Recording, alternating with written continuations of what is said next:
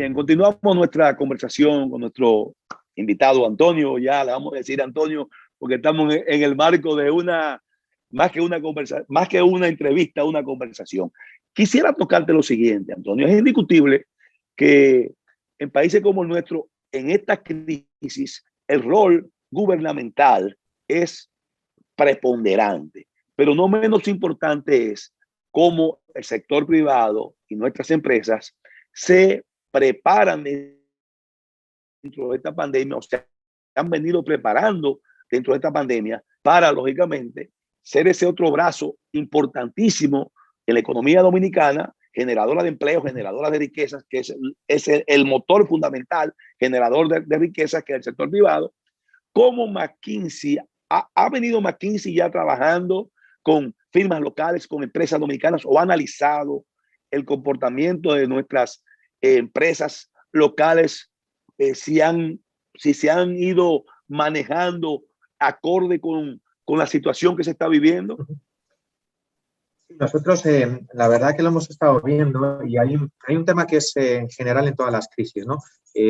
Cuando pasa una crisis, todas las empresas lo primero que hacen es un plan muy rápido para ver cómo sobrevivir en el día a día, ¿no? Existe siempre mucho temor de cómo manejar el día a día. En el caso, por ejemplo, anterior de los bancos que hablábamos, es básicamente asegurar que tenemos liquidez, que no tenemos problemas de liquidez, que podemos mantener la actividad, ¿no? Pero una vez que eso pasa, lo siguiente es qué es lo que viene más adelante, qué es lo que esta crisis ha cambiado y cómo yo me preparo. Y las empresas que siempre tienen más éxito en el siguiente ciclo económico son aquellas que empiezan a pensar antes que las demás y a prepararse en cómo intentar pues ser exitosas en ese ciclo económico.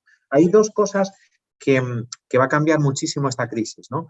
Uno es las cadenas de producción y distribución, que generalmente han sido muy globales. Se ve que cuando se produce una disrupción tan grande, en el caso del COVID, pues crean bastantes problemas si no tienes algunas alternativas más cerca, ¿no? Y en el caso de República Dominicana esto es algo que podéis aprovechar muy bien. Vuestra situación estratégica cerca de Estados Unidos, etcétera, os permitiría pues aprovechar esta ventaja que tenéis geográfica, ¿no? Y esos acuerdos que ya tenéis firmados con muchos países. Esto es algo que las empresas dominicanas ya están pensando en ello, pero que probablemente valga la pena todavía pensar un poco más, ¿no? Y el siguiente tema, y en este sí que lo vemos un poquito más retrasado, y son conversaciones que hemos tenido durante muchos años, es todo el tema de digitalización, ¿no? Si comparas los niveles de digitalización pues del sector financiero, pues del sector de seguros, del sector de consumo, son muchísimo más bajos aquí que los que podríamos tener, por ejemplo, en Brasil, sin irnos tan lejos, ¿no? Para estar un poquito pues en Latinoamérica, y mucho más lejos de lo que es Estados Unidos y lo que es Europa. Ahí sí que lo que vemos es una gran preocupación, y muchas de las conversaciones que hemos tenido con muchos ejecutivos y empresas en el país van por ahí, ¿no? ¿Qué tengo que hacer? Si antes tenía alguna duda de que todo esto lo tenía que hacer, la pandemia me dejó clarísimo que tengo que ir allí sí o sí, y cuanto antes mejor, ¿no? Y ahí sí que vemos que está un poquito más rezagado el país y las empresas en general, que si comparamos con otros países ya del entorno, o si nos queremos comparar pues con los que van un poquito mejor, que pudiera ser Europa, Asia o Estados Unidos. Antonio, dijiste al principio también que Estados Unidos, que es nuestro principal proveedor, vamos a hablar en términos específicos de nuestro turismo. Aquí la mayor cantidad de turistas los recibimos de Estados Unidos. Y dijiste que Estados Unidos se proyecta como el que más rápido va a normalizar ese flujo de ciudadanos norteamericanos que van a volver a República Dominicana ya en la medida que vaya evolucionando la situación sanitaria de COVID en República Dominicana.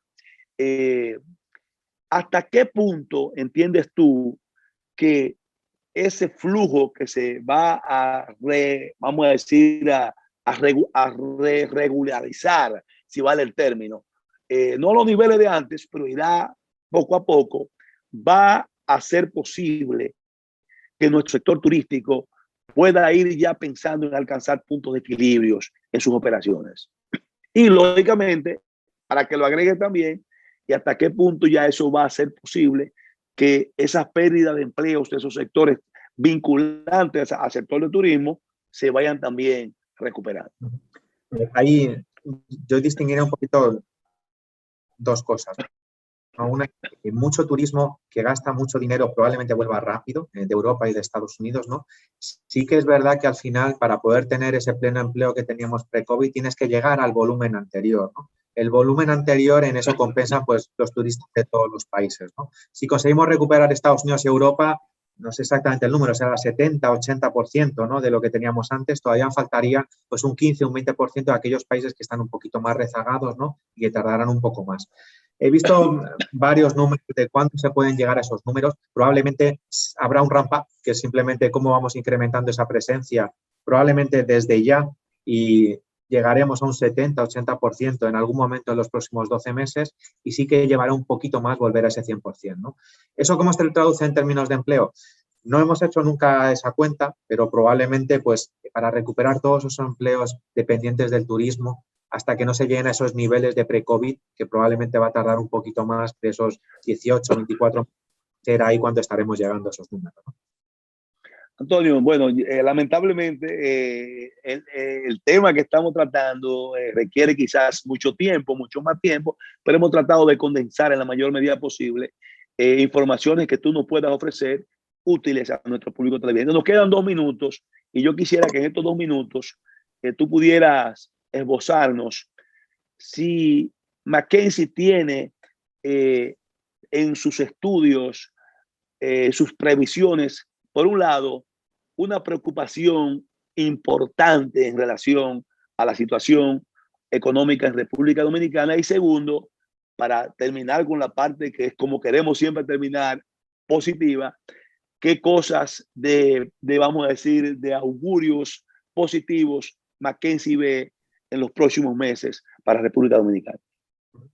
Nosotros intentamos ser lo más objetivo posible, y en el caso de República Dominicana, con los números que vemos, somos naturalmente optimistas. Si veis una de las últimas pues reuniones de Fitch, de una de las agencias Claro. pues de crédito y de rating, mejoró la calificación. Pues fue optimista también, porque vio que se están haciendo bien las cosas en el país, ¿no? Comparado con muchas de las cosas que vemos en otros países, creemos que tenemos muchos motivos para ser optimistas, ¿no? El impacto más bajo del COVID, las medidas que se han tomado que han funcionado bien para mantener el consumo, las medidas para evitar también grandes aglomeraciones y contagios, y también el que se haya podido vacunar a una velocidad que en la región tan solo Chile ha podido tener unos números similares, ¿no? Así que generalmente somos muy optimistas. Si hubiera que colocar ahí cuáles son los puntos de atención en la economía, cuando miras la economía y ves los números macroeconómicos, creemos que el consumo va a estar ahí, el turismo va a volver, pero sí que hay, por ejemplo, el número que también le preocupa a las agencias de crédito un poquito más, es cómo va a funcionar ese déficit del país, ¿no? Pues vamos a ser capaces de contenerlo, ¿no? Que yo creo que es una cosa que lleva ahí muchísimos años, ¿no?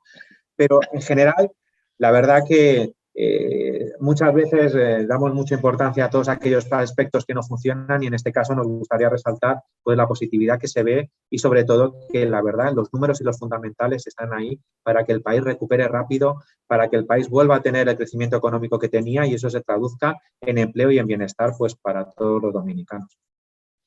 Bueno, yo creo que con esta última reflexión que acaba de señalar, nosotros en Sin Esquemas, primero le agradecemos a la firma McKinsey en la persona de su representante local, Antonio Noves, con quien esperamos contar una vez más contigo en este espacio de Sin Esquemas, en donde nosotros principalmente lo que estamos buscando con este tipo de encuentro, con este tipo de conversación, es tratar de llevar información, como tú señalaste, objetiva, pero siempre con un espíritu de esperanzador, sin que eso signifique rehuir a responsabilidad, sin que eso signifique rehuir a la realidad, pero siempre, como tú lo señalaste y concluiste, de manera positiva.